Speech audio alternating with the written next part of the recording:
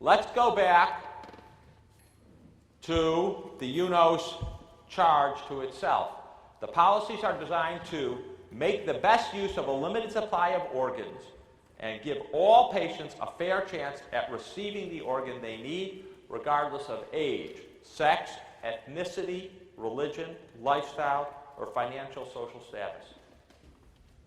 You know this guy? So he had a rare kind of pancreatic cancer diagnosed in 2003 and 2004. At the time, waiting times for a liver in Northern California, where he lives, near San Francisco, was really long. They had a long waiting list there. He decided to enroll in multiple transplant programs. Is it ethical to allow people to be listed in multiple locations for an organ transplant? Whoa. So, most of you thought it's not fair, but some of you thought it was fair. So, the people who thought it wasn't fair, what's unfair about it?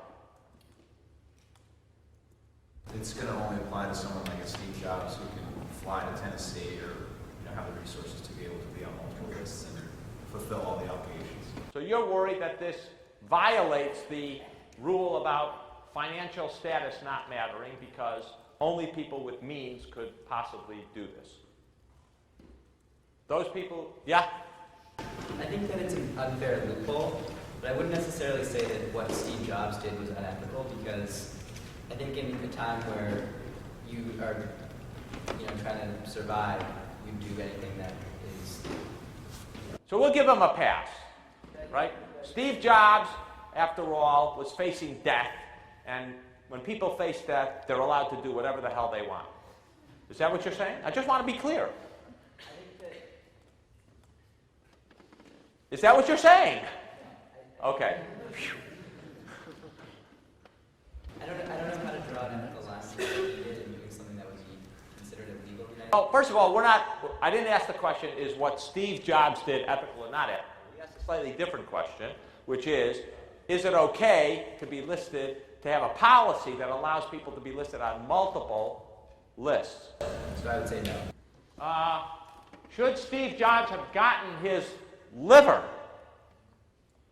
Whoa. You guys are really divided on some of these tough questions. Ultimately, he was listed multiple times. He got his liver not in San Francisco, but in Memphis, Tennessee, where the last I looked, he did not buy a house, never lived.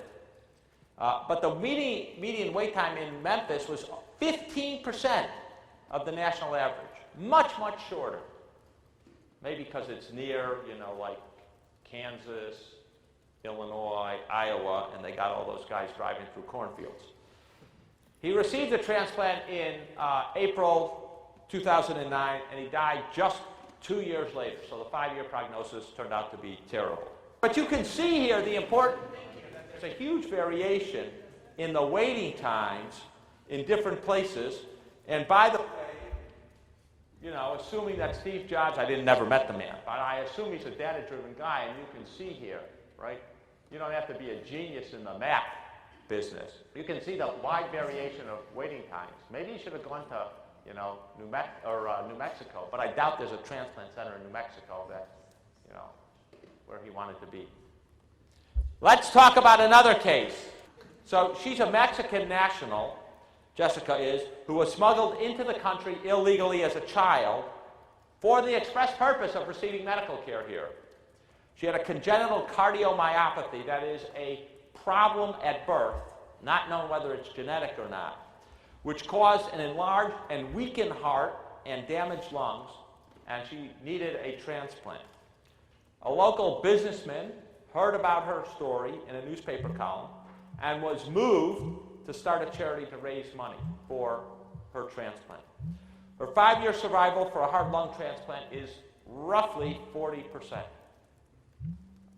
Is it ethical to allow illegal immigrants to receive organ transplants before legal U.S. citizens, especially heart-lung transplants? Split again. So who's against giving it to illegal immigrants?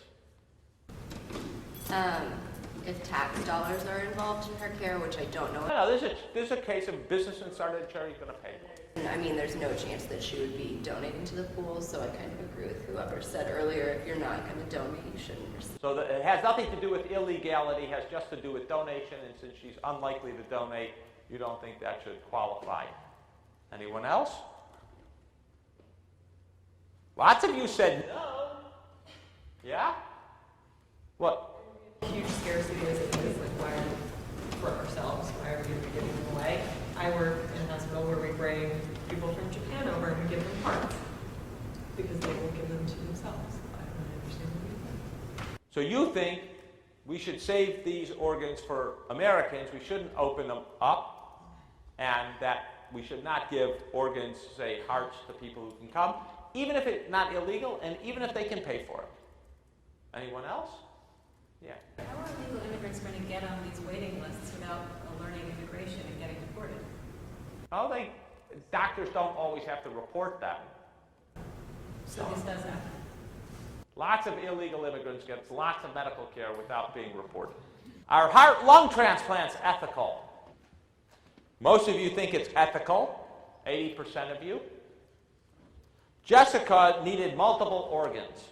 On February 7, 2003, she got type O, mistakenly received a double heart-lung transplant at Duke from a type A donor. Remember, one of the criteria for excluding things early on is they have to have the same blood. So they screwed something up at one of these prestigious places.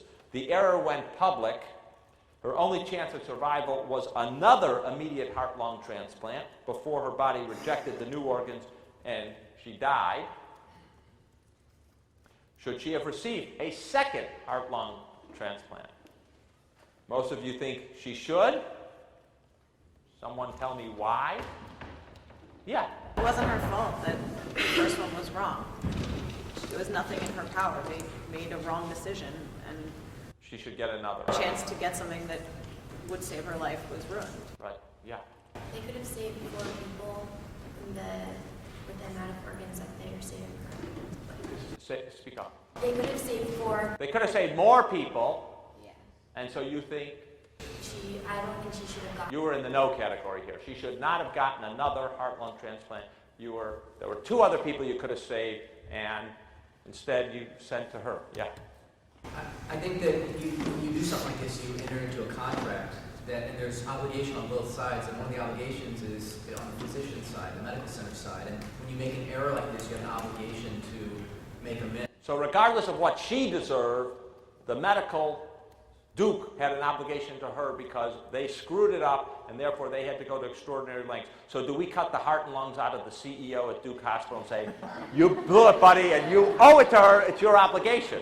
I think that would qualify as euthanasia, but no, I mean, yes, you can save 6 people with 4 lungs and 2 hearts.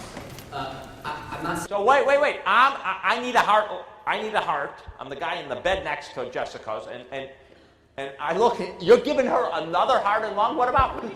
Don't I have a claim? Even if Duke screwed up, what about me? Yes, I'm not saying it's fair, but I'm just. Well, we wanted to know whether, right, the should implies, was it ethical? We have to change this question. He's trying to be evasive here. No, I don't think it's unethical. I think it's unfortunate, and I think that people will suffer, but I don't think that it's unethical that she get them. I think there is an obligation. So the institution had an obligation because it screwed up, and therefore me, the guy with needing the heart in the next bed, right, I should just accept that because the institution screwed up, she gets priority. I did nothing wrong here. Why am I suffering?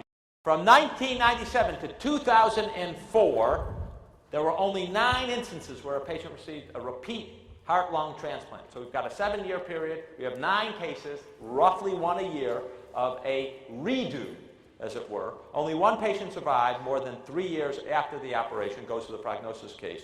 There have been 0 repeat heart-lung transplants since Jessica's case. All right. Are repeat heart-lung transplants ethical? Guys are split. All right? We're going to go on. Oops.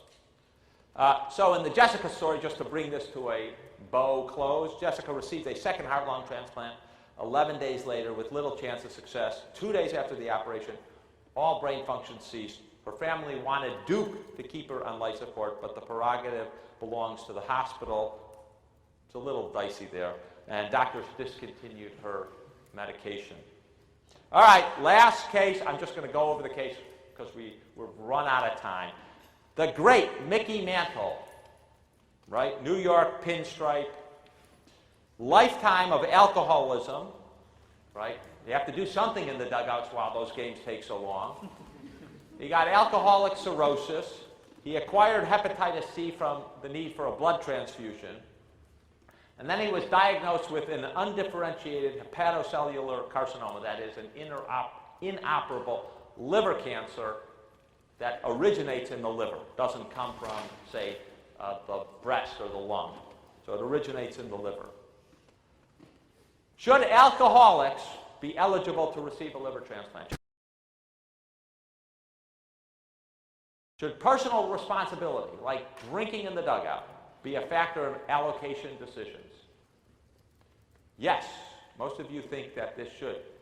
So what you did in the past should matter.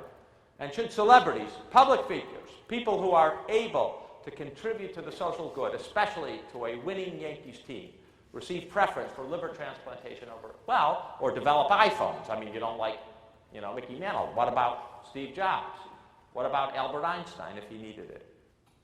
No, most of you don't like celebrities, but you do want to take past responsibility, alcoholism into account, but you don't want to take the fact that you're a celebrity, a person known to society. All right, in 1995, at age 63, Mickey Mantle did receive a liver transplant. He was on the waiting list for 1 day. He died 2 months later after receiving his transplant in the great state of Texas, I believe. All right. Thank you very much. We'll see you next week.